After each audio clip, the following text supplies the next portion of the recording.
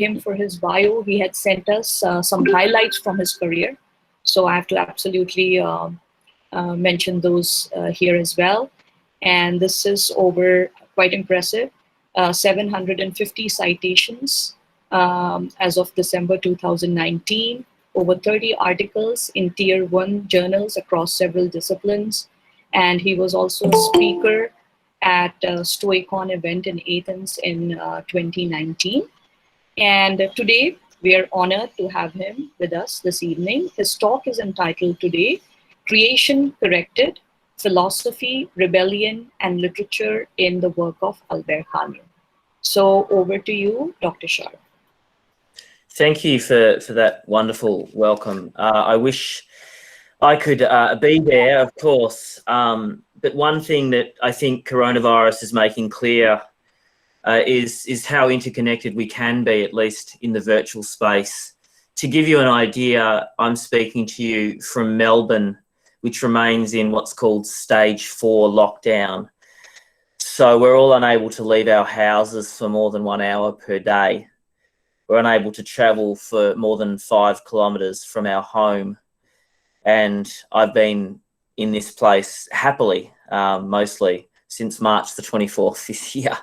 So it's been, of course, for everyone. And I understand in India, of course, as well, an extraordinary time. It's always wonderful to be asked to talk about Albert Camus. My 2015 book on Camus has the subtitle To Return to Our Beginnings. And for me to work on Camus is always a bit like that. Passages, especially from Camus' lyrical essays, still take me straight back to moments in my own adolescence and young adulthood, and to the places where I read or mused upon them, or dreamed that one day maybe I could write like him. My subject tonight is philosophy, rebellion, and literature in Camus' work. And I've given the Camusian designation Creation Corrected as the kind of the header of the title. So this term Creation Corrected is going to become clearer as we go. It emerges in the mid-40s in Camus' notebooks. So this is the time that Camus is working on what he called his second cycle of works. Works on the theme of rebellion, the mythical figure of Prometheus, the novel The Plague, and of course, the philosophical essay, The Rebel. I was aware as I drafted the talk of two other things. Firstly, I know that my virtual hosts are in English and French departments, not departments of philosophy. So this has informed my decision to focus tonight, our time, afternoon, your time, on Camus' conception and practices of writing literature. It's also something I haven't spent as much time on in the past as I guess somebody coming from a more philosophical space. So I thought tonight was my chance. Secondly, I'm aware that this is an e-lecture series on existentialism and literature in a very difficult time, arguably as difficult a time as any globally since Camus in the same mid-1940s began working on this second cycle. Remembering that at that time, the armies of the Allied and Axis powers were still fighting, and the machines of terror organised by Hitler and Stalin in Europe and Eurasia remained very much in operation. So I want in a moment to begin with Camus and existentialism. I'm going to aim to speak for about an hour. I've got about 7,000 words. And I'm going to try to underline Camus' complex critical relationship with this movement of thought. And people will know that Camus and Sartre's friendship didn't stand the test of even Camus' short life following the publication of The Rebel in 1952 and various interchanges that took place in Le Temps Moderne journal or magazine.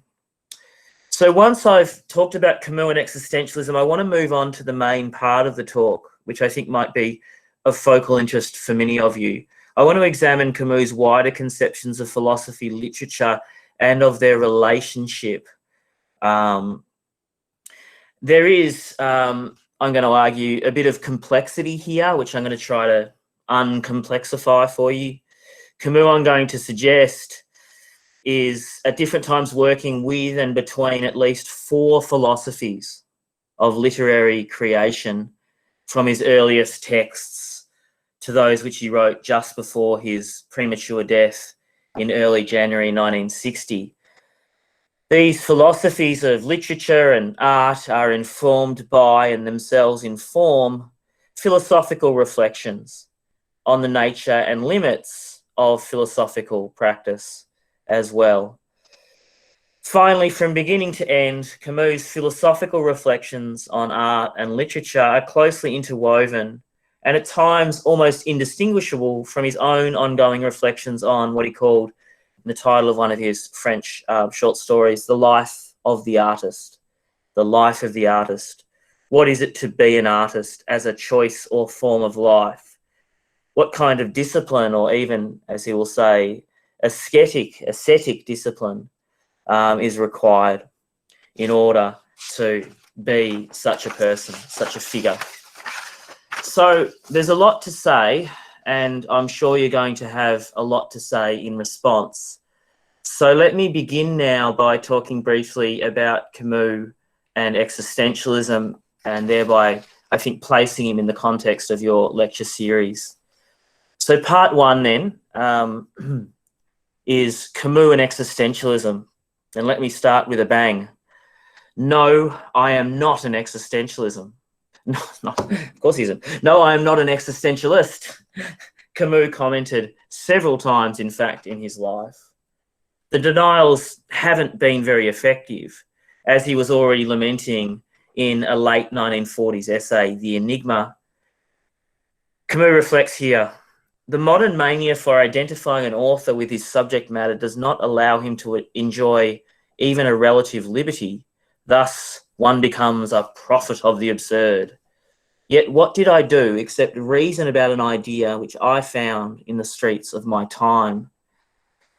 It is, of course, exactly Camus' philosophical practice of taking his beginnings from the ideas, concerns, and crises of his time that places him in abiding proximity to the existentialism of Sartre and other contemporaries. Camus wasn't an academic philosopher working on problems that were being developed and discussed solely within universities. The first such kind of extra mural, as it were, problem in the interwar years was, of course, that of the absurd. After the death of God, after the global catastrophe of the Great War and its industrialized slaughter, could life have a meaning? And if no absolute and absolving meaning could be found for the honest inquirer in the wake of modern science and a Socratic awareness of the limits of the human mind, was life worth living? Was suicide not the more rational response to a despair at the unavailability or unsatisfactory nature of the traditional religious and metaphysical frameworks? The proximities are clear to dimensions of Sartre's thought and its urgent staging as a response to problems ordinary men and women experienced at that time in European and global history. Yet, when we look, there's only one use of the term absurdity in Sartre's being a nothingness, which anything like approaches Camus' sense. And when Sartre evokes the universal contingency of being, it is associated with the unavoidable need of the for itself to choose, even if that choice is to suicide. For Camus, by contrast, absurdity involves the contrast or confrontation, as he sometimes says, between the inalienable human longing for some unifying explanation of all of life and death and the limits of our capacities to satisfy that human longing. To affirm that all is contingency, as Sartre does, is for Camus, I would argue, already a metaphysical leap. The point is that we can't know for sure that everything is a product, say, of chance and atoms. And our very longing to know this, however, is not contingent. Wherever we are, this longing will be. Camus' major reference in the myth of Sisyphus when he does talk about existentialism is, however, of course, not Sartre, who by this stage hadn't published L'Être et Néant, but Soren Kierkegaard. Now, Kierkegaard's dialectical unravelings of the limits of human understanding Camus greatly admires. Yet he notes Kierkegaard, a Christian, of course, a theologian of great depth, then leaps from showing these limits of human understanding to, Camus accuses, deifying the very irrationality of the world as it presents itself to us. Credo quia absurdum, as Tertullian, the church father, had said. I believe it because it is absurd. Camus thinks this too is a leap of philosophical suicide. He thinks that we can't know the meaning of the whole. But the fact that we can't know the meaning of the whole doesn't mean that our lives have no meanings, or that their only meaning could come from trying to lay aside the critical or inquiring mind and submitting to global irrationality. And it's these arguments that inform Camus' comments in several interviews that the myth of Sisyphus, far from being an existentialist text, was directed against so-called existentialist philosophers. I think it's very important here to understand what Camus is doing in relation to Kierkegaard's status as a Christian thinker whose impulses, as I've said, echo those we find going right back to a church father like Tertullian. In a 1950 interview, Camus specified that he thought it was a mistake to treat existentialism with levity as a kind of intellectual fashion.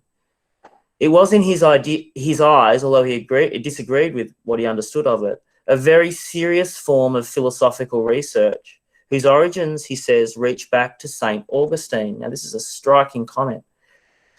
Contemporary interviews and notes provide further insight. Camus' claim increasingly became that existentialism's stress on the metaphysical homelessness of modern man, the abyssal openness of freedom, and therefore the impossibility of happiness, such as humanity as a futile passion, or perhaps Heidegger's Dasein as being the basis of a nullity. Camus began to argue that these claims represent secularized versions of Christian ideas. The temps modernes intellectuals, Camus writes, with unwanted bitterness around the time of his fallout with Sartre, admit sin but refuse grace. They are therefore like Jansenists without God. Now, Jansenism, you may or may not know, is a form of Protestantism which is radically decisionist in the sense that it argues that human understanding is so limited that to find orientation involves a real leap. There's no guarantees, and certainly there's no guarantees even through works, good works, that God will confer grace upon you. So existentialism, Sartre is saying, is Jansenism without God. It works by restoring universal sin without the compensation of grace. It speaks of or produces, it postulates an excess of penitence without charity. Now, these are ideas which, if you know Camus' main character in The Fall of 1956, who calls himself a judge penitent, you'll see that these ideas are exactly the ideas that shape the profile of this Camus' darkest character, someone who claims the right to judge others without mercy, since he has publicly proclaimed his own guilt to anyone who will listen. So with increasing conviction, this is why Camus will proclaim in the 40s and 50s that his own philosophy and art is a form of classicism, and we'll return to this, owing primary allegiance to classical Greek, not Christian orientations. So, I am not an existentialist, he says in another place, although of course critics are obliged to make categories. I got my first philosophical impressions from the Greeks, not from 19th century Germans. So obviously the full dimensions of Camus' conception of Greek thought and of his admittedly selective uptakes of elements of this complex civilizational legacy are way beyond what we can do tonight. What unites his earlier thought in the myth of Sisyphus with his later more open appeals to what he calls Greek thought in The Rebel and elsewhere is an emphasis which was raised in the introduction by my hosts an emphasis on limits, the limits of human knowledge, the limits of human capacity, the limits of human control. This emphasis upon limits, which he finds in classical thought, in pre-Socratic thought, in tragic theatre, as well as in Socratic philosophy, he places in contrast to what he calls the unmeasured claims of theologians and modern totalitarian ideologists, who, by contrast, lay claim to total explanations of human history, the world, and the meaning of the human condition. To rebel, then, in Camus, in the works of his mature period, is not to embrace the unlimited, as Bataille and Blanchot, amongst others, supposed. It is to say no to a force or power perceived as unjust, but in doing so, it is to affirm a limit, thus far but no farther. For Camus, rebellion is hence not nihilistic. It reflects the innate human desire for unity, already mentioned, but also, increasingly, for justice. Uniting moderns with ancients, it also intimates the possibility that there might be a larger order out there in which human dignity has a finite and relative, but nonetheless real place, which modern totalitarian ideologies, enamored as they are of total control, tend to work to destroy. So here's a quote from the 1948 essay, Helen's Exile. Camus says, "A fragment attributed to the pre-Socratic philosopher Heraclitus states simply presumption, regression of progress. And centuries after Heraclitus, Socrates, threatened by the death penalty, granted himself no other superiority than this: he didn't presume to know what he did not know. The most exemplary life and thought of these centuries of Greek culture hence ends in a proud avowal of ignorance. In forgetting this, we have forgotten," and he's talking about the West, "we have forgotten our virility." So with this much in place concerning Camus' general philosophical orientation relative to existentialism as he read it, we're ready to turn to Camus' conceptions, in the plural, of literature and its relationships to philosophy, and this key idea that I've mentioned of rebellion, which becomes a really central motif for Camus from sort of around 1942, really. It's already there in the Myth of Sisyphus, but it's clearly already there even in the final notes before his unpremeditated passing. Okay, so I think I've gone for about 20 minutes, so I think I'm on track. I thought it was important to say a few words about Camus and existentialism. I hope I haven't offended anyone, given that this is a series on existentialism and literature and philosophy. Of course, it depends on how one passes the terms. I simply wanted to establish that Camus had a pretty profound, I believe, understanding of existentialism, informed by his ongoing engagements with the Christian tradition, and that's often overlooked. But with that much said, and I guess putting in place this kind of broadly classical orientation, I'm ready to move us, or we're ready to move into part two. So this is Camus on literature and philosophy. Okay, so Camus' oeuvre, what he published, spans philosophical essays, lyrical essays, plays, novels, novellas, short stories, and notebooks. It's itself a living testimony to what the Myth of Sisyphus tells us. Camus felt, especially as a young man, that the ancient Western division, at least, people can speak to me tonight about other traditions, I'm happy to hear, the ancient division, looking back to Plato, of philosophy versus poetry, Camus believed that was far from absolute. On one side, novels, he notes, involve a high degree of intellectuality. Many contain extended reflections and developments on philosophical themes. In Camus' case, one thinks especially of the plague, and in a different way of the fall. On the other side, the side of philosophy, Camus follows Nietzsche in seeing an expressive dimension to philosophical creations. so that they can, in one register, he believes, be read as confessions of the preoccupations and attitude to existence of their creators.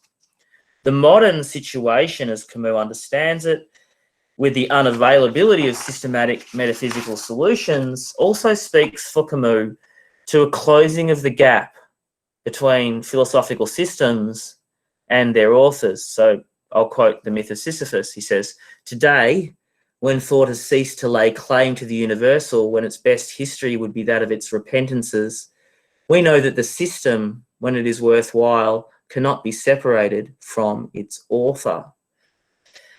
Now, all of this doesn't mean that Camus ever completely, I think, identifies philosophy and literature or collapses one into the other. It's important to write novels and early note reads, since people think in images. If you want to be read widely as a philosopher, Camus is saying, you need to write fiction. Seems like a fairly defensible sociological observation.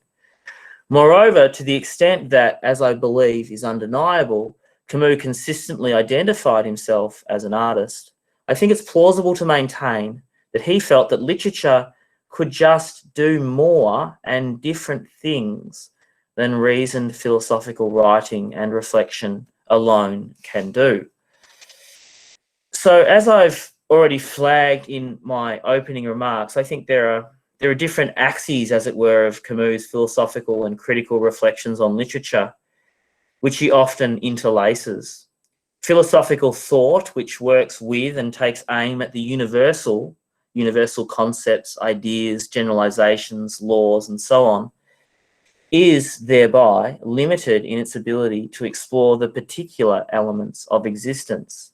But each of us are particular beings in particular circumstances, and to tell our stories or analyze our particularity, different ways of thinking are needed. The millions dead in World War II and its labour and death camps, for example, are a statistic. But compare Camus' account of the particular fate of his friend René Lénaud in his preface to Lénaud's Poésies posthumes, so posthumous poems, which gives a human face or flesh, as the title reads, to the bloodless abstractions when we talk about Nazi atrocities or whatever. Here's what Camus writes. We know the names of only 11 of them. Between 5 and 6 a.m., Lénaud and 18 of his fellow prisoners were gathered together in the courtyard. They were served coffee, then handcuffed. One by one, they climbed into a truck, which took them to the Gestapo headquarters in Place Bellecour. They waited 3/4 of an hour in the cellar of that building. When they were finally called, their handcuffs were removed and they were made to climb into a truck, again with some German soldiers armed with machine guns. The truck drove out of Lyon in the direction of Villeneuve. At 11 a.m., it crept through Villeneuve and encountered a group of children returning from a walk. The prisoners and the children looked at each other for a time but didn't exchange a word.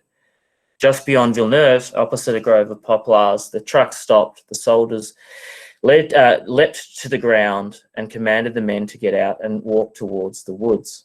The first group of 6 left the truck and started towards the trees. The machine guns immediately crackled behind them and mowed them down. A second group followed, then a third. Those who were still breathing were put out of their misery by a final shot. One of them, however, though frightfully wounded, managed to drag himself to a peasant's house. From him, we learned the details. So it is true that 18 resistance fighters were killed by the German Nazi occupying power in France. It is valid and important to analyse the history of which this event is one small part. It is likewise essential to understand rationally the mechanisms of terror, of which this mass execution is one example, not least if we hope not to see such events unfolding again, the edge of forests around Europe and elsewhere. But to recount the details at once dispassionately and with the determined passion of a comrade in the struggle against fascism affects us quite differently. A literary description can do this. A philosophical text, as philosophical, can't. Literature, which is woven out of the particulars of lives, experiences, dilemmas, and choices, can hence, as it were, take philosophy off-road and out of the empyrean of universals into the particular realm where human beings strive long, act and suffer. With this much said at a rather general level about Camus' attitude towards literature, it is nevertheless, I think, possible and fruitful to analytically divide 4 different intersecting conceptions of literature, which come in and out of focus in Camus' successive reflections on the subject over the course of his life. This being, incidentally, one element of his work which I think has been least well critically explored, including myself in this observation.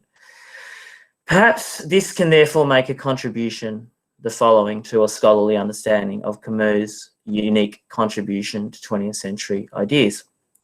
So I'm going to go through these 4 ideas of literary creation and make a case that they're analytically separable, although intertwined, as I'll flag from time to time. And I think I'm about 30 minutes in, so I believe that I'm more or less on track. Art and the absurd, number 1. The account of art which we find in the myth of Sisyphus shares in the popularity of that whole work. So it is often identified with Camus' stance on art and literature per se. I think this is erroneous, if understandable. When Camus does talk of art in the myth of Sisyphus, he tells us specifically he's only interested in a specific kind of art. He's interested in art which, quote, starts from the absurd. Among all the thoughts that start from the absurd, he says, I've seen very few remaining within it, and through their deviations or infidelities, I've best been able to measure what belonged to the absurd. Similarly, I therefore wonder, is an absurd work of art possible? True, the situation is complicated, since the absurd for Camus at this moment implicates the larger human condition. Nevertheless, the forms of art Camus hones in on in the myth of Sisyphus are selected for their very specific profiles.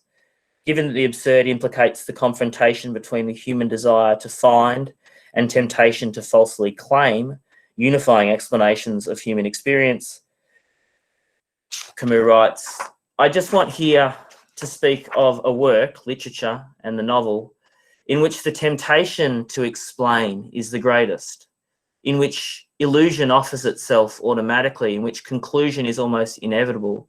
I mean fictional creation. I propose to inquire whether or not the absurd can hold its own there. So I don't think Camus is denying that other types of literature can, for example, be consoling, or, for instance, forms of art in the Western tradition like Christian morality plays haven't tried to preach and illustrate edifying lessons. He's just not interested in that form of artistic creation in the context of this text.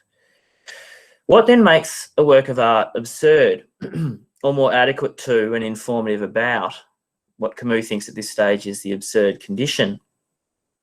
Here, exactly, it is the way that the work of art creates a world, but declines to absolutely explain or justify it, just as, we note, the modern sciences decline to hypothesize, as Isaac Newton famously said, concerning the essences of the things that it describes.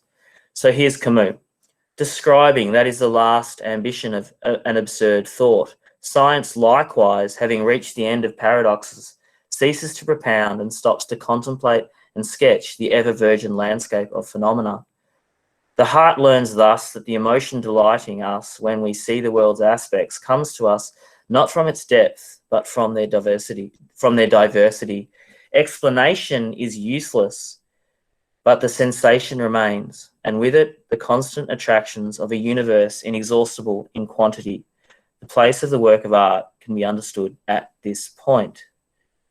There where one cannot explain everything, one can still attentively describe many things. Quote, it is not a matter of explaining and solving, but of experiencing and describing. But this very effort to solely describe demands a subjective or even ethical discipline, keeping one's own desire for closure, as we say, at bay in the face of the richness and ambiguities of the world. This is why the account of absurd art in the myth of Sisyphus, is also a celebration of a certain kind of form of life. And in this early text, we already see Camus pointing to the form of life of the artist as an ethical exemplar. He says, the effort to dominate is considerable here, and we'll see this again in the second model. But human intelligence is up to much more. It will merely indicate clearly the voluntary aspect of creation. Elsewhere, I have brought out the fact that human will has no other purpose than to maintain awareness. But this can't be done without discipline. Of all the schools of patience and lucidity, creation is the most effective. It is also the staggering evidence of man's soul dignity, the dogged revolt against his condition, perseverance in an effort considered sterile. Artistic creation calls for a daily effort, self-mastery, a precise estimate of the limits of truth, measure, and strength. It constitutes an ascesis. So it's a very significant word in the context of Greek culture, philosophical culture, and then Christian religious culture. These two registers of absurd art as descriptive of the particular without leaping to explanatory universals, and as such as a kind of ethical ascesis, will remain with Camus, I believe, throughout his life. They are, however, each developed and inflected in different directions as this life and thought develops, in ways I hope to make clear to you now. So number 2 is Camus' neoclassicism. The already mentioned success of the myth of Sisyphus has drawn popular attention away from a really vital piece of contemporary critical reflection of Camus on artistic creation. The piece in question is called Intelligence and the Scaffold, and it's translated in English in the Literary and Critical Essays. Straight away, the piece opens up a wider purview on Camus as an artist and his own sense of the legacy which he inherits as an artist, identifying with what he calls a certain classical tradition in the French novel. So we're already kind of breaking away from the preoccupations of the myth of Sisyphus. The representatives of this classical tradition in the French novel include Madame de Lafayette, Stendhal, and Proust. What are its features? The word absurd doesn't appear in the entire article. I think it's 42, so it's the year in which the myth of Sisyphus is published. Camus' language here instead focuses on what he calls an ideal of simplicity, an Apollonian perfection of form, in which everything is reduced to its essentials. Camus' essay hence begins and takes its title from the episode in which Louis XIV's executioner was allegedly asked by the dethroned monarch to deliver a letter for him on his way to the scaffold. The executioner, however, responded with an economy which Camus finds exemplary. I am not here, sire, to run your errands, but to lead you to the scaffold. So here we have an apparent contradiction with the ideal of description in the myth. At least one might take the ideal of describing experience to license an attempt to speak as copiously as possible about the wealth of different experiences, which one cannot explain. However, as readers of Camus will know, he is almost always, with some exceptions we can talk about, much closer to a laconic than a prolix stylist. One thinks especially of the opening lines of The Outsider, which are nothing if not laconic or brief. Mother/mummy, mama, is dead. Or, today, mummy or mama is dead. Or maybe yesterday, I can't be sure. The telegram from the home says, your mother passed away, funeral tomorrow, deep sympathy. This leaves the matter doubtful. It could have been yesterday. But it is possible to argue that not simply in The Outsider, but elsewhere, for example, in The Plague, there is a similar practice of a real economizing of expression. I believe that, and I would defend that what resonates most loudly, even in the most beautiful meditative descriptions of the somnolent town of Oran in La Peste at different stages of its pandemic, is a kind of heavy silence, one which expresses the very absence, the vast absence of any final explanation for the town's afflictions. Camus describes, anyway, the classicism of the great French novelists of his concern as romanticism brought under control. So, importantly, dispassion here in language is not the reflection of any lack of passion. On the contrary, Camus says, a great part of the genius of the French novel lies in the effort to give the order of pure language to the cries of pure passion. It is a matter of a stubborn art whose entire efficacy lies in the author's, quote, intelligence and attempt to dominate the medium of language. I think we can go farther, in fact, however, and say that for Camus, not simply passion, but the larger realities of the human condition are best conveyed less through direct and full disclosure or expression, at least in literary forms, than in a crafted play between what is and is not said. As Camus writes, the liveliest flame crackles in the rigorous language of the French novelists. So there's a certain pudeur or reserve here, as well as a respect, I believe, for the reader's capacities to fill in the gaps for themselves through the use of sympathetic imagination. Camus is also influenced in this stylistic matter, without doubt, however, by his early and continuing love for Greek classical poetry, history, and philosophy. We can't treat this adequately here, but you'll have noted the presence of classical myths in Camus' famous works. Sisyphus in the early philosophical essay, but Prometheus in The Rebel, Helen as a symbol of natural beauty, The Fall, the Christian Fall, is the title of another novel, and of Nemesis in Camus' final works. It's possible only to say in our immediate connection that Camus saw in such mythical figures and their stories exactly powerfully concentrated condensations of common human experiences, shorthands for experiences which in one sense can never be exhausted, of absurdity, of rebellion, of beauty, of exile, and of the need for order and balance. For the same reason, the use of these myths or their evocation will always speak, Camus believed, to new generations.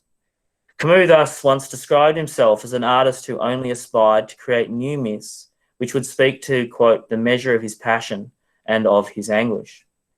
Let me note finally under this second heading that this is all not to say, as anyone who has read Camus' lyrical essays or the final section of The Rebel will be able to attest, that at specific moments Camus wasn't able to dilate into the most coloured language, rhythmical periods, and climaxes.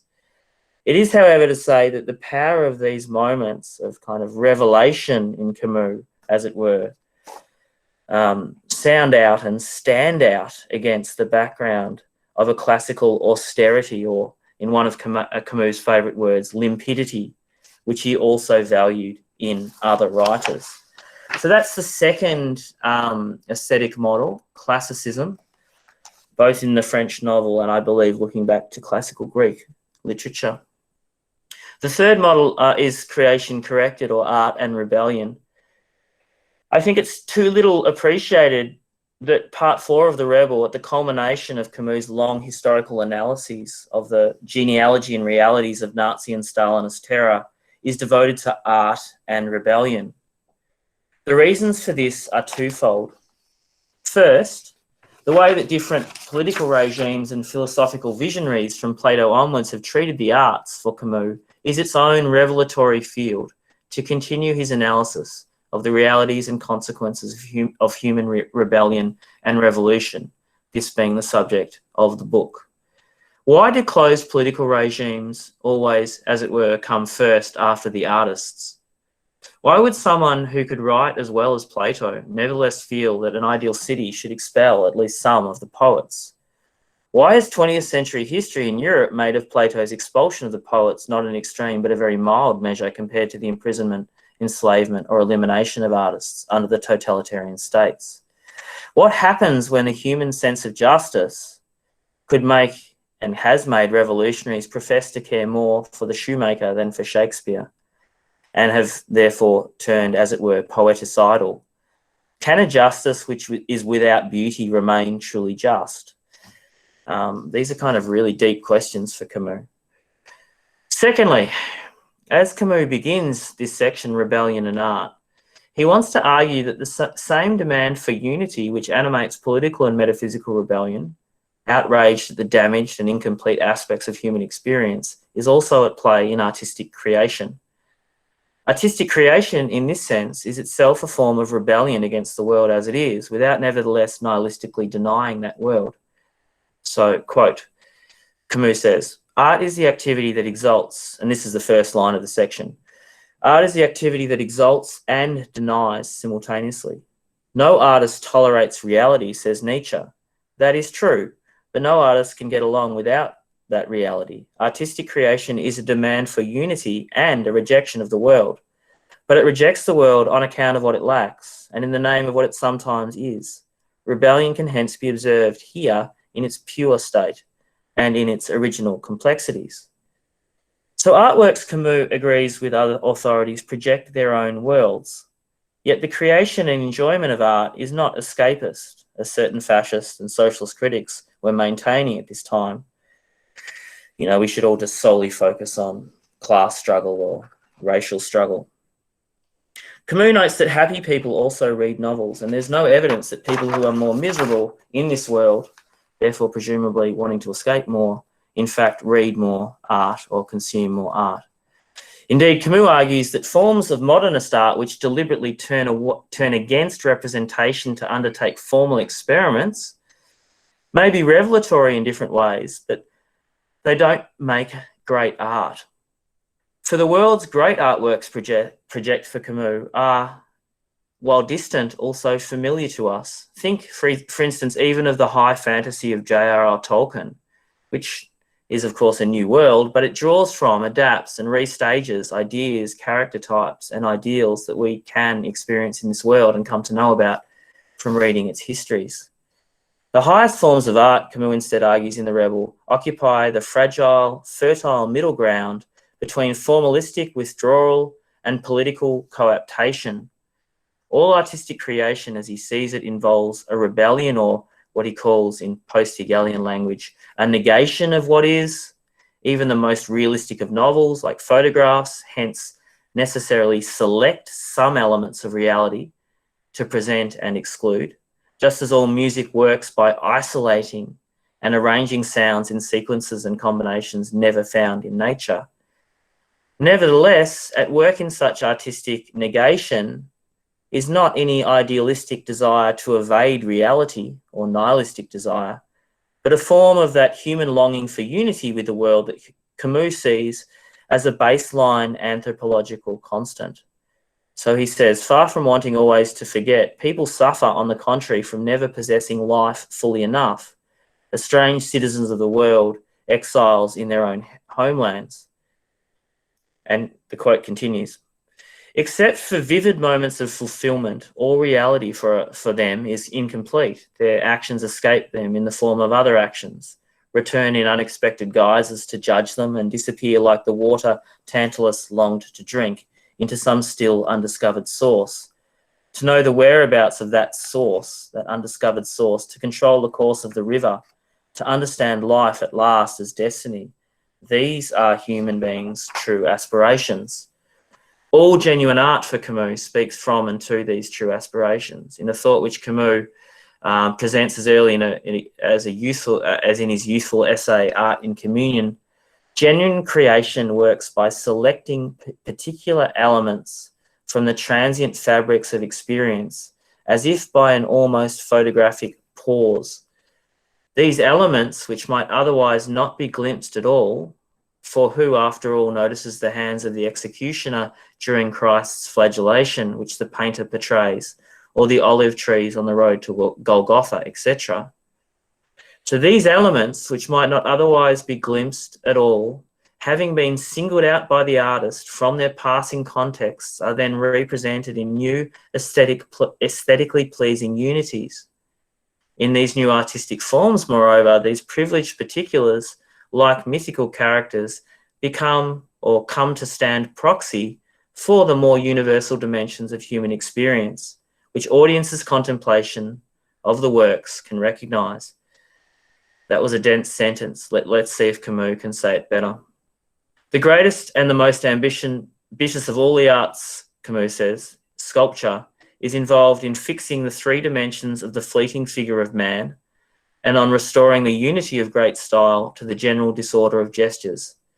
Sculpture does not reject resemblance, of which indeed it has need, but resemblance isn't its first aim. What it is looking for in its periods of greatness is the gesture, the expression, or the empty stare which will sum up all the gestures and all the stares in the world.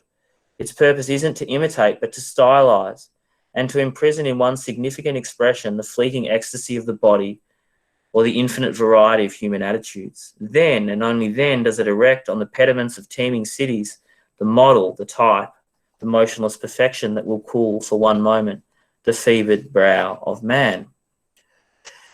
So the third model of art we thus see, one which Camus will still be developing in his later works, which I'll turn to in a moment, I think in one way brings together the descriptive attentiveness of the absurd creator with the selective reserve of the classical mode of intelligence and the scaffold.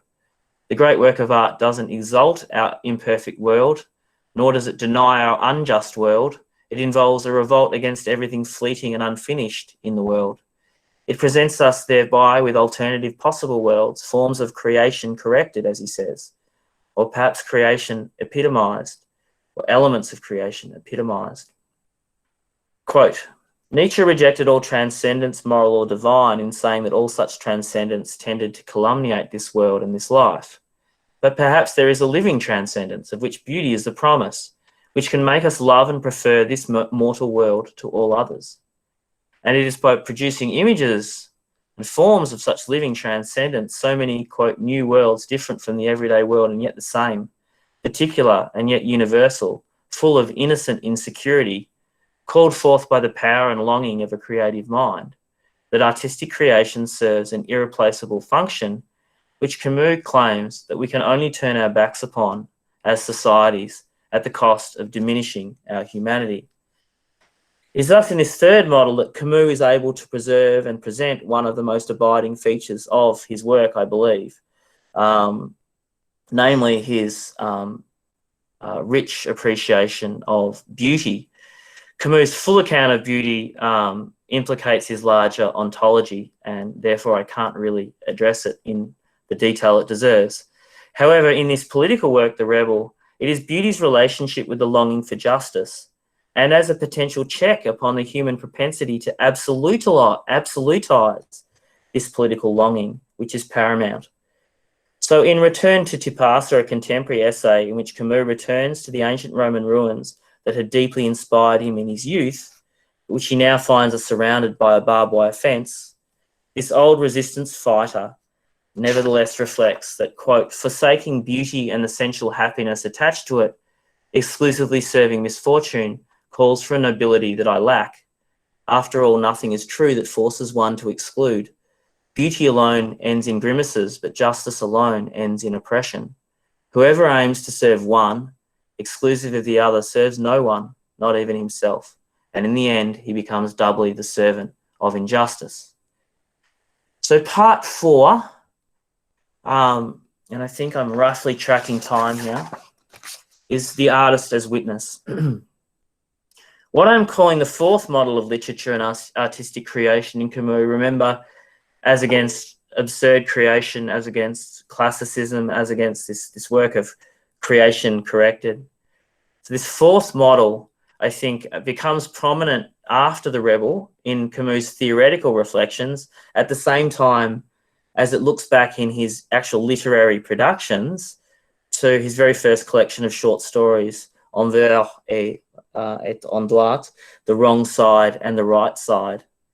Its preeminent theoretical developments are to be found in Camus' Nobel Prize banquet speech in 1957, although it also surfaces in the essay Create Dangerously, which is translated in Resistance, Rebellion and Death.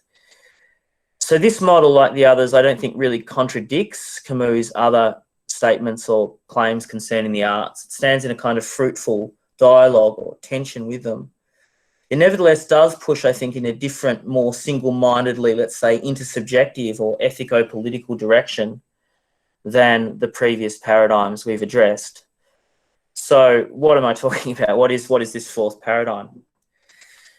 In their heated exchange following François Ginson's attack on The Rebel in the pages of Sartre's magazine Le Temps Moderne, Sartre had bitterly mocked his former friend. Camus, he said, wrote as if he thought that poverty itself had sought him out and said, "Go and speak in my name." Now, like so much else in this truly triste, sad exchange and breakup of a friendship, as Paul Audi has shown in, I think, a really excellent book, this charge of Sartre's struck at the very quick of Camus' identity.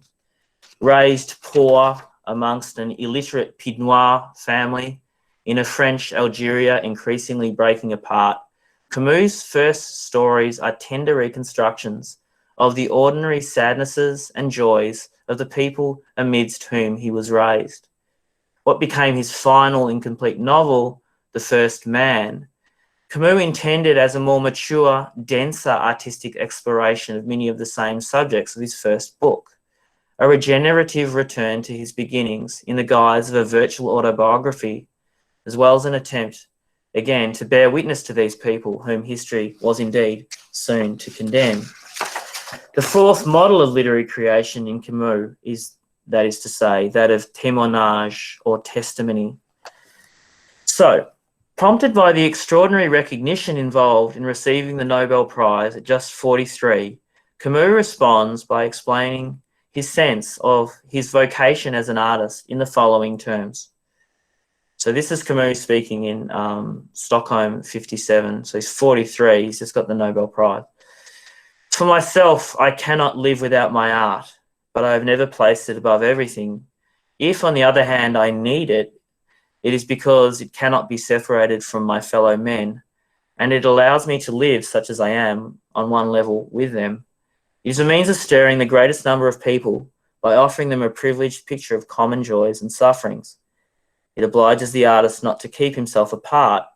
It subjects him to the most humble and the most universal truth. And often he who has chosen the fate of the artist because he felt himself to be different soon realizes that he can maintain neither his art nor his difference unless he admits that he is like the others. The artist forges himself to the others, midway between the beauty he cannot do without and the community he cannot tear himself away from. This is why true artists scorn nothing. They are obliged to understand rather than to judge." So we hear in this last quoted sentence, to understand rather than to judge, the endurance of the first model. Even here, amongst Camus', as it were, most solidary formulations, if that is the word, concerning the vocation of the artist, the true artist Camus will now uphold aims at the ideal of universal communication. This is what his collection, Exile and the Kingdom, evokes with the signifier Royaume or kingdom, a kind of universal communion between individuals rather than any political form of kingdom.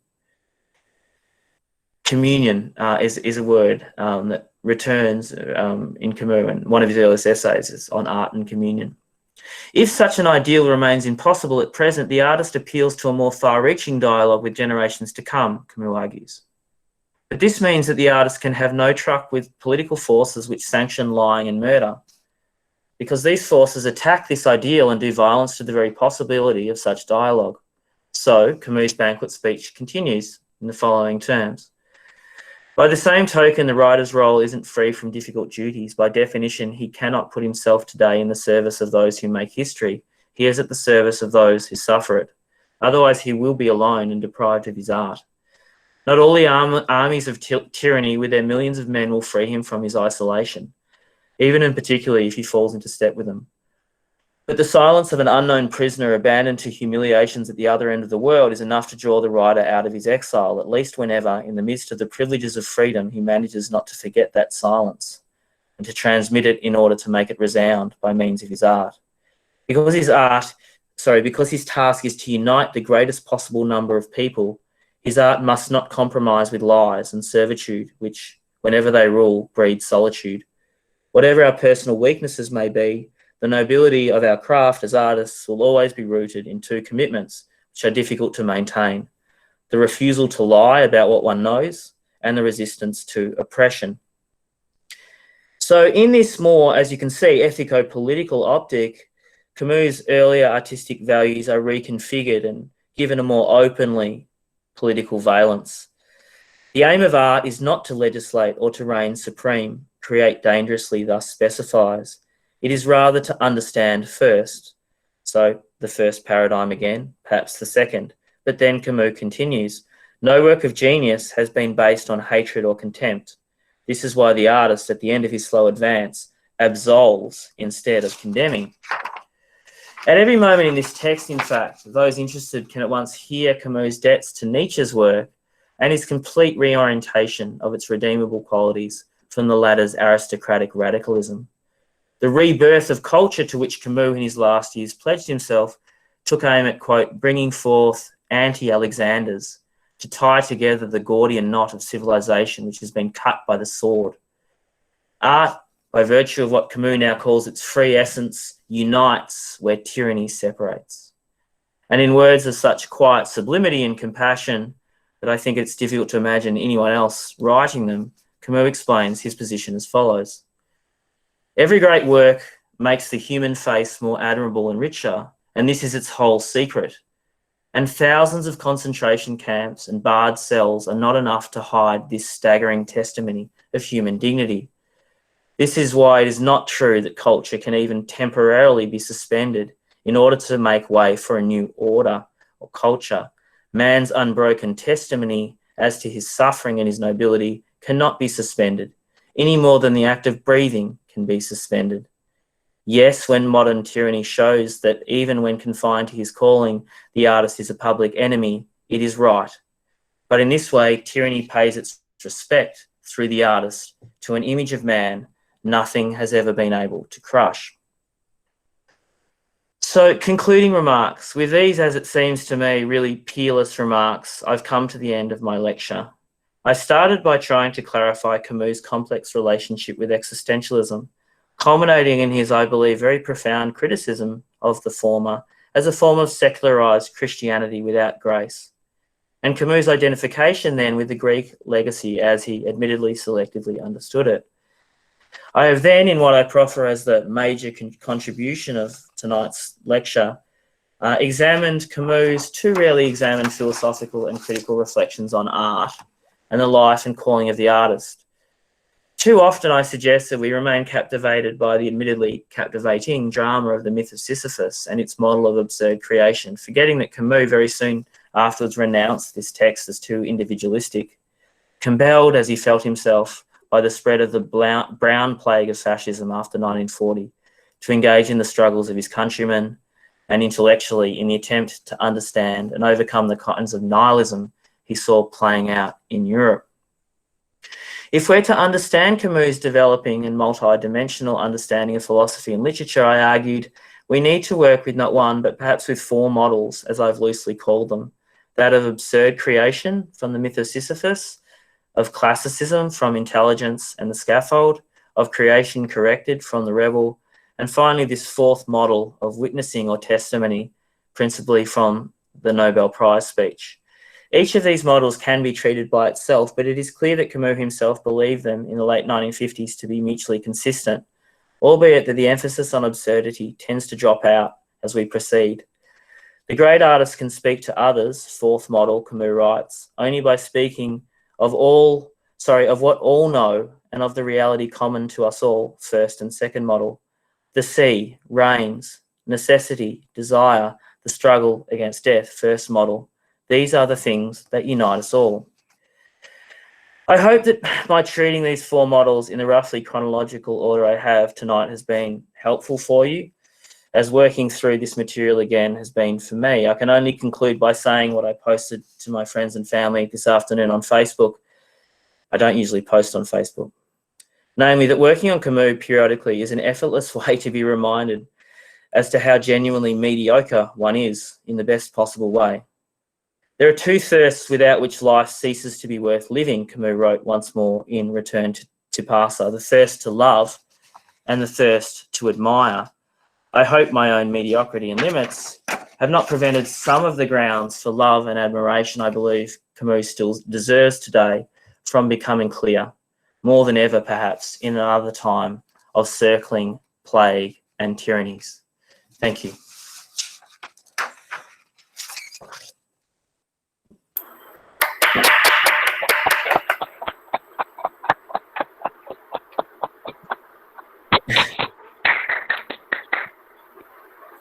Professor Sharpe. That was a wonderful lecture, and we really enjoyed listening to the models that you had brought in. It was intriguing for us to look at these positions that you had given to Camus in the sense of, and classifying his writings in terms of looking at them from the angle of absurdism, as well as bringing in this idea of the rebel writing, then the creative and the testimony. And I think that is an important point, because testimony is something that to some extent or the other, is what we are grappling with in the contemporary world, and how does it reflect, and how does it come out, and how does, impressions or how in fact impressions are created by writers.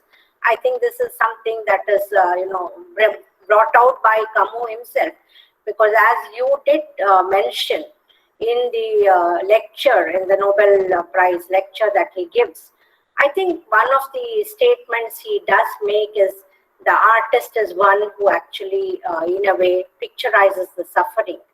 And that is a very interesting dimension, because he is talking to the fact, in fact, he does say that, he is not bothered about history, he is not bothered about, the idea of other things that are happening all around. But he thinks that the artist is the one who should create or give the notion or the portrayal of history to a large extent. And I think that's where probably you had brought in the things. So let me go back to the questions we have, and hopefully, we'll try to take about 30 minutes of questions. And possibly if it just stretches for a few minutes, please bear with us, because generally we try to bring in as many people's queries as possible. That's the idea of the talk. And I think one of the first questions we have, you can see it in the chat box too, but I'll still read it out for you, is by Tim Neal. I think Tim is one of your friends probably. And he says that in Rebellion and Art, Camus vilifies American novels against French literature. Using Prue as an example in Intelligence and Scaffold, he emphasizes the importance of artists' world building. Thus, it seems the worlds that Camus prefers are those of human experience, as felt rather than that as physically experienced. Is this a correct interpretation, is the question. Yeah, there's a lot there in Tim's question. I want to, if Tim's comfortable, I'd want him to just elaborate a little bit on, I guess, the connection between this criticism that you point to of American novels and the second part of the question, which is about human experiences felt rather than physically experienced. Are you saying that the American novel is more about physical experience, or what's the link? Yeah. Yeah. Sorry, trying to write a question can sometimes be a little bit difficult. So I apologies for my clumsiness, Dr. Sharpe. But I just got the impression that in Rebellion and Art, Camus is looking at the American novels and see them as a project of the exterior life. So sort of essentially about happenings of bodies. But and he sort of critiques that against, say, someone like Proust, who writes significantly more about the internal life of the protagonist. And I sort of just teed that against the other essay, The Intelligence and the Scaffolding, where Camus was talking about the creation of worlds, and I was sort of thinking, well, American novels probably produce this external world quite well, but they don't necessarily produce the inner world, and perhaps Camus was looking at this inner world as where the artist is more apt at explaining these different possibilities of worlds for humans to experience, and that was the important part, was the internal reflection of that as opposed to the happenings within the world. Is that clearer? It is, yeah. Thanks for that. I mean, that's really rich. I mean, it's interesting that Camus, I mean, at times, I mean, he has very favourable things to say about Hemingway, for example, and Faulkner. He really rates William Faulkner. So, I mean, it's certainly not sort of a kind of aversion to American kind of literature per se. And, you know, his own, you know, constructions, particularly The Outsider, one of the things that critics said again and again was that this was really indebted to certain kind of modes of American literature. So, I mean, I'd like to think more about and talk to you more about it, actually, because I think there's a lot here. Camus doesn't write like Proust. He admires Proust. The closest he gets to Proust is probably The First Man, where he really does take you inside a meditative kind of space, which is not quite subjective, but it's certainly focused upon the character of Cormery, who is also, you know, Camus at various points. I think he even in the manuscript as survives just puts C for this character, which makes it ambiguous. Camus, at different places I've been trying to bring out, he does work with different models, and he rarely makes an absolute, I guess, dismissal. And so while, yeah, I mean, you're right that he does say critical things about the American novelists in this context, in other contexts, he does say more favourable things. And while Proust is elevated in this context, I mean, how does Proust relate to, for example, L'Étranger? Yep. Camus, a surprisingly plural kind of persona in some ways. In others, I think that he's, and he'll tell you this, he's always doing one thing. He's just approaching it from different angles in different media. There's one thought or one sacred thing that he wants to try to dedicate his life to communicating. It's just that he can't get it in one way, so he keeps producing. Thank you very much. I mean, thank you for that question, because it was interesting that we were looking at the idea of, you know, the writings that come from different backdrops, and how, you know, the French against the American that was being discussed. And I think I thank you for that, because there are also many oeuvres and genres through which writers reflect their contemporary societies or the places that they live. And I think it's a question of the context, because American writing, to a large extent, if I am not mistaken, was more a writing that came from somewhere or the other about a kind of protest or a critique of the society in which they live. Because I think almost all the writers that we begin with, from, you know, Emerson and Thoreau, there was this consciousness of how they wanted to look at the question of the nation. So I think it was a very different kind of context that they were bringing. And maybe it was very difficult for somebody to understand who comes from a different background. So I am really thankful for you for that question, because I teach American writing, and this was something that reflected there. We have two questions which seem to be little similar, but still you can take them as two separate questions if you want. Okay. One is Jitin's question, which says that in the present anti-lockdown protest is going on worldwide, does resistance rebuild our own existence, is his question.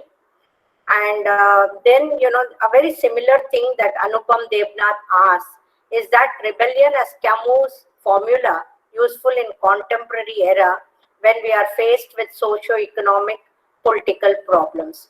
So the first one gets connected to the anti-lockdown, and the second with the socio-economic political problems. Wow. Okay. We're getting political.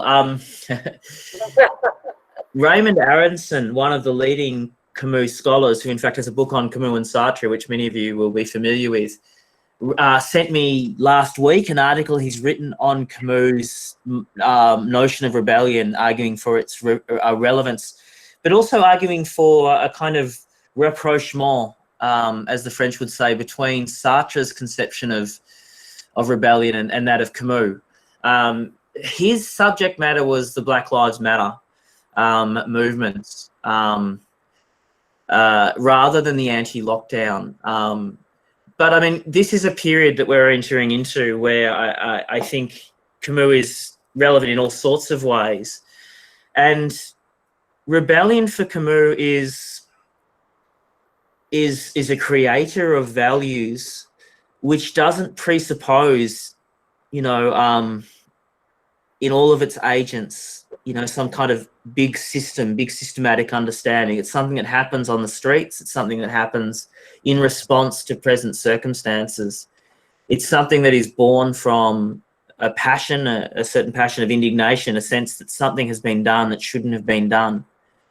And what Camus tries to do in The Rebel, which I think is really interesting, is build a philosophy that would, I guess, come to terms with that historical reality that keeps coming up.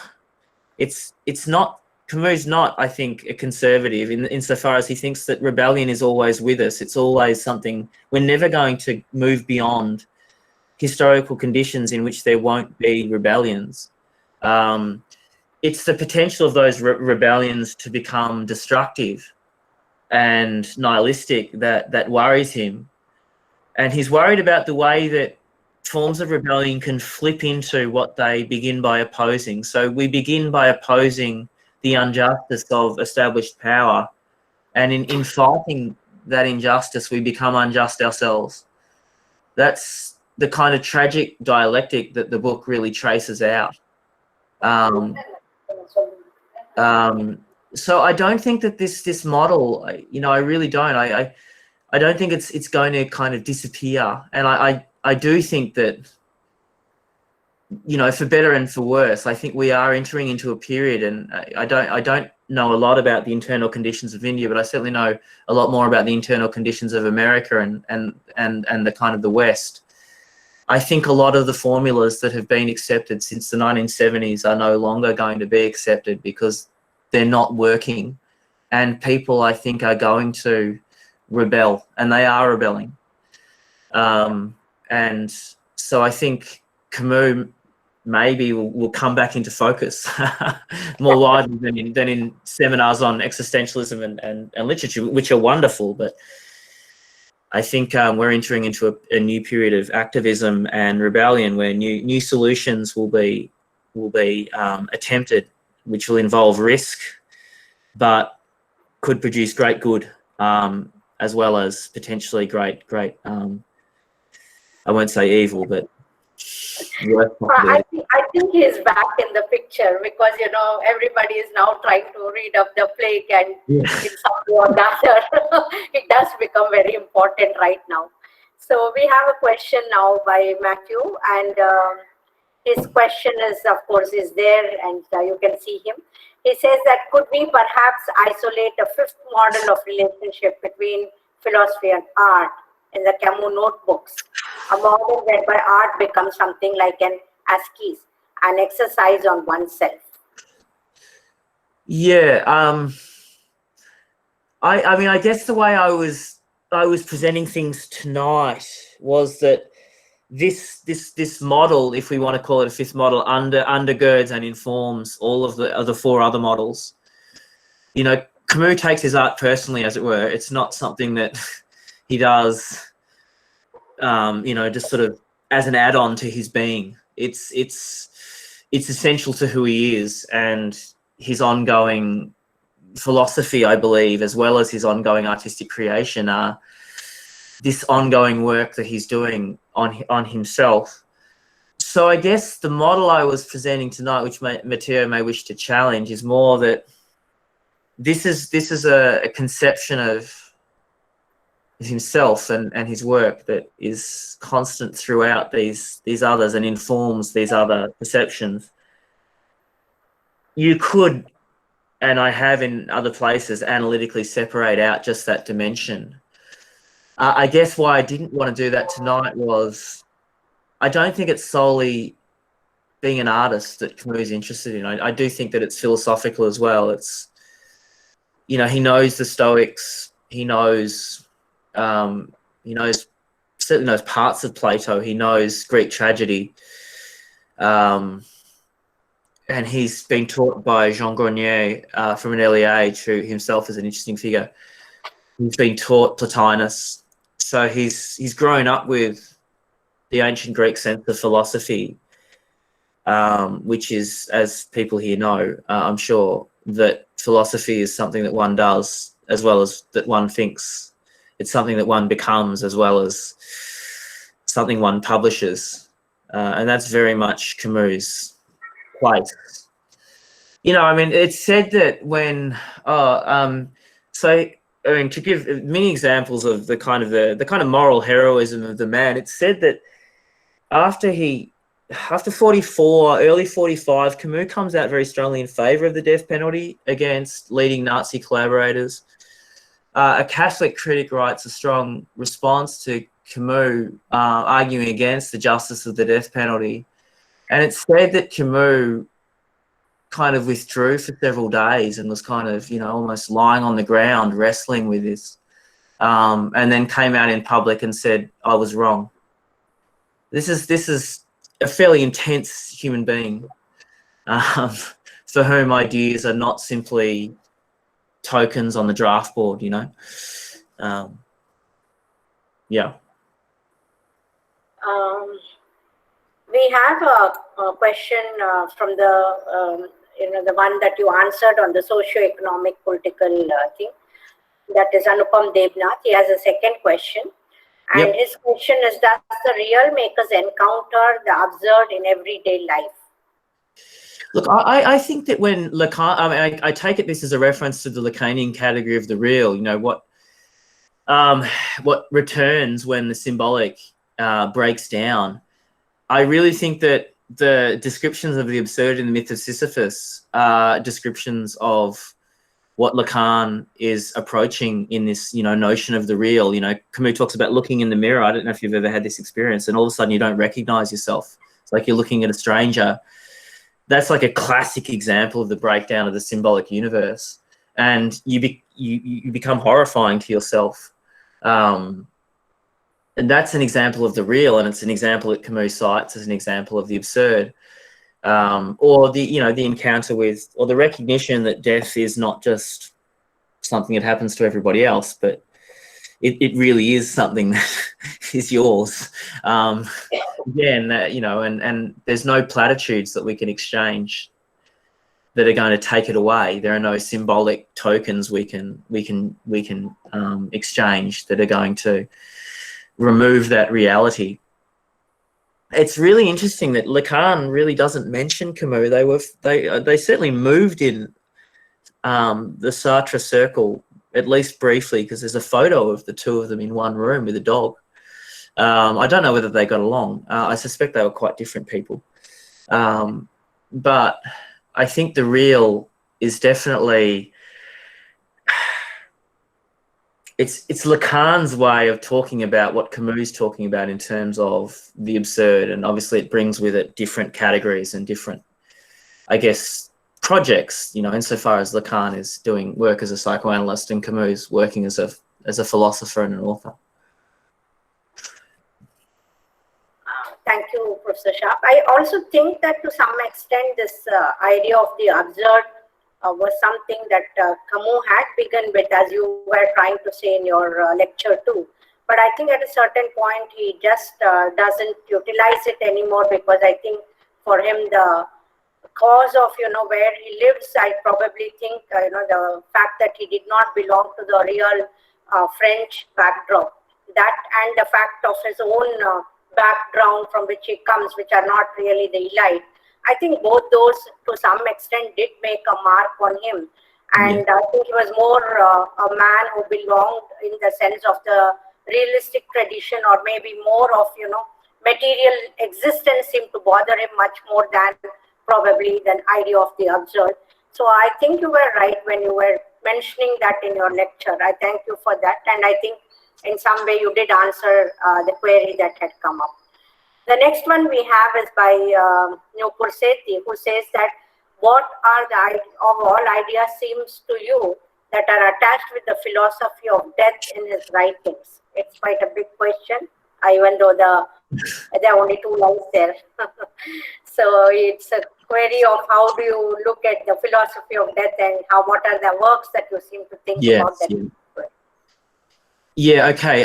So death is, and the encounter with death, not as I say, as some kind of a neutral notion, but as sort of something that is really going to happen, and sort of mathematically you can count down the years and so on.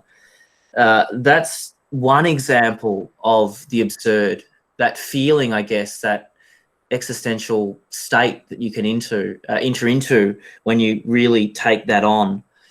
I don't think the absurd is just a philosophy of death, because there are these other examples, one at least of which I've mentioned.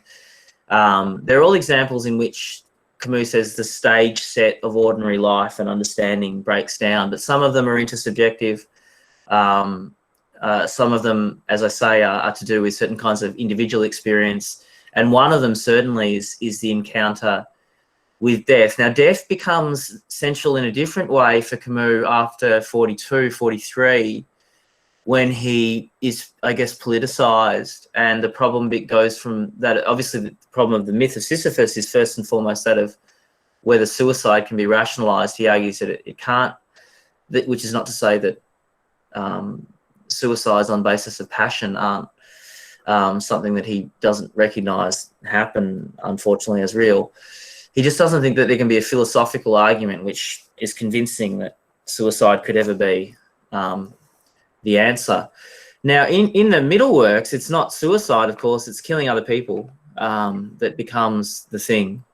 And obviously the place to look for, I guess, the urgency of that problem for Camus is the opening pages of The Rebel, where he says, we're living in a time where at every dawn there are masked assassins entering into prison cells all around Europe and killing people. That seems to him to be something that needs to be addressed right now. Is there a justification for this? Can political ideologies really give people the license to do these things to other people? So I think the philosophy of death, in those, obviously suicide and murder are literally the two central problems of the first two of the cycles. Again, it's interesting, the third cycle that Camus was working on, of which the first man is the longest extant remaining part that we have, it's neither murder nor suicide that's central. It's the problem. It's the reality of love. It's the difficulty of love. It's the challenge of love. It's the reality of love that is central for Camus. So again, I don't think death ever drops out for Camus. I mean, he suffered from tuberculosis all his life. He'd chosen his tombstone. He really did feel like he wasn't going to live the longest of lives. Of course, that car crash at 46 wasn't on the schedule, but the awareness of death and the possibility of death, he says in his notebooks, all I have to do to remember death is have one of these episodes where I literally cough blood into a handkerchief and I'm effortlessly reminded that death is real for me. So I think it's always there, but I think Camus wanted to be moving towards an affirmative philosophy by the end of his life, one which would be affirmative on the basis of a recognition of these darker and more troubling realities, but which would also justify life and hope in the face of those realities. We can take, you can take this question, or you could, if you do not want to also, it's fine, because it's something related more to a condition in India. Because Amrit Mishra asks, how do you relate caste revolt with Camus' ideas of existential revolt?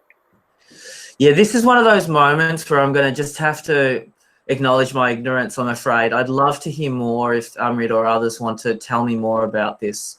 I'm just hesitant to speak in public about things that I'm not really an expert in. I mean, Camus will say in The Rebel that in the European trajectory, revolt really only begins or only emerges at those points in which the framing Christian religious system, mythology, reality had begun to break down. Or, for example, he thinks that there's a period of fertile revolt in ancient Greece when the pagan myths are ceasing to be held to be absolutely authoritative, and Socratic and other forms of philosophical reflection are emerging.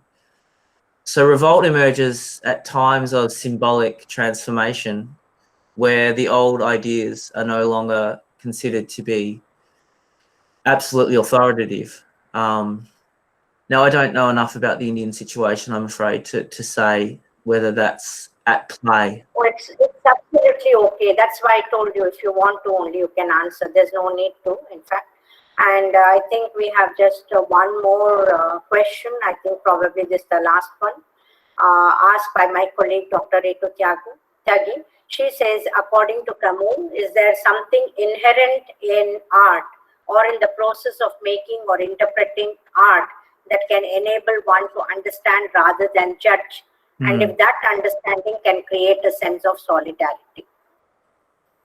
I think that's an absolutely wonderful question or statement, because I think that's exactly what Camus does hope for and does believe of art, that art can expand our capacity to understand. And certainly after 55, 56, I think this becomes, as we've seen, you know, I hope I've shown, a more explicitly intersubjective affair. I mean, it's interesting in those earlier accounts, even in The Rebel, which is very much about dialogue, the section on art is less about, I guess, communication and this, what he will point to later is this ideal of universal communication. He'll talk about the kingdom, exile in the kingdom, and so on.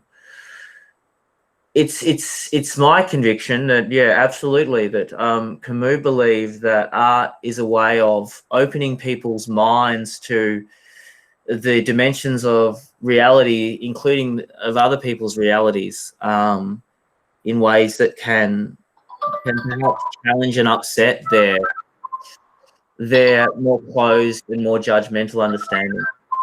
And thereby it can create the possibility for expanded forms of solidarity. And he does use this signifier communion as well. It's really interesting. I'll just say a few words on this. I mean, Camus in the early 50s, he really does go through a big crisis. I mean, he's really, you know, he's such a young guy, and he gets to 52 and he's 39. He's written The Rebel. He's been a French resistance hero. He's written The Plague, which has sold off the charts. He has this massive public breakup with his kind of friend and sort of almost mentor Sartre as I say, in public. And if you read the notebooks, he really does experience a very dark period. His second marriage is breaking down. He wasn't a good husband in some ways. And he comes out of that in 55, 56, and this dimension of, I guess, this interest in solidarity, communion, compassion, communication, art as a vehicle of testimony really emerges in his reflections in ways that perhaps, I think they'd always been there, but they were never so prominent. And I think, again, there is a biographical dimension in someone like Camus. As I said, there's no gap for Camus between his life and his production. And so I think, yeah, certainly in that last period, and the Nobel speech is the place to look, obviously, it's pretty clear that he thinks that art is a way of expanding the possibility of communication and mutual understanding. And Exile in the Kingdom, various of the stories are kind of filled with longing for this. It's never quite achieved because that's Camus, but it animates that text, I think. Thank you, and we just end with this question today's your lecture. The question is related to the notion of Foucault's analysis of history, where meaning comes more from power than experience. The question is asked by Anupam Devnath. And it is very similar again to the earlier ones that you had answered. Maybe you can just go back and reiterate.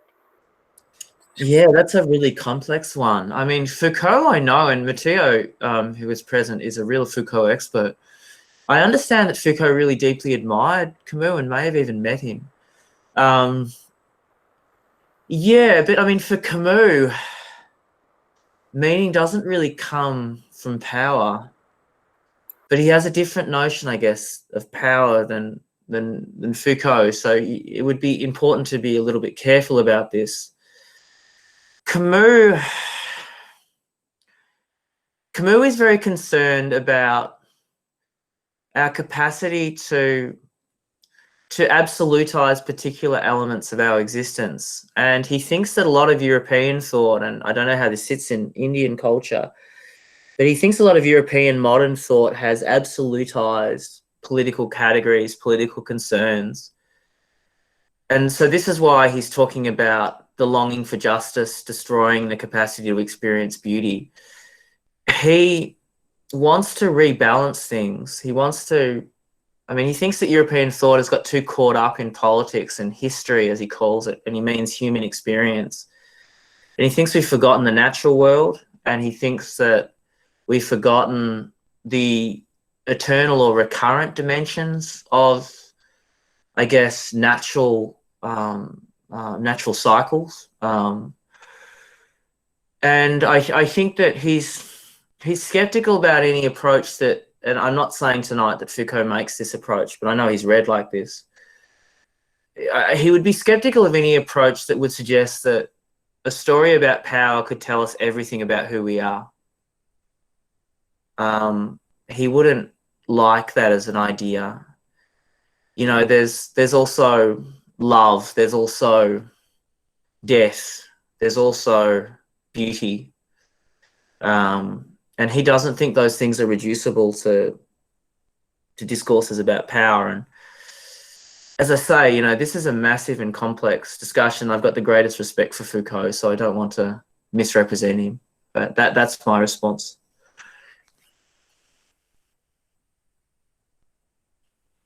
Is Kalpana still here? I don't know.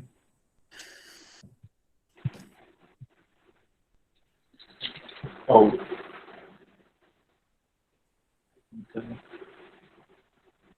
I think Kalpana's lost connection, I think.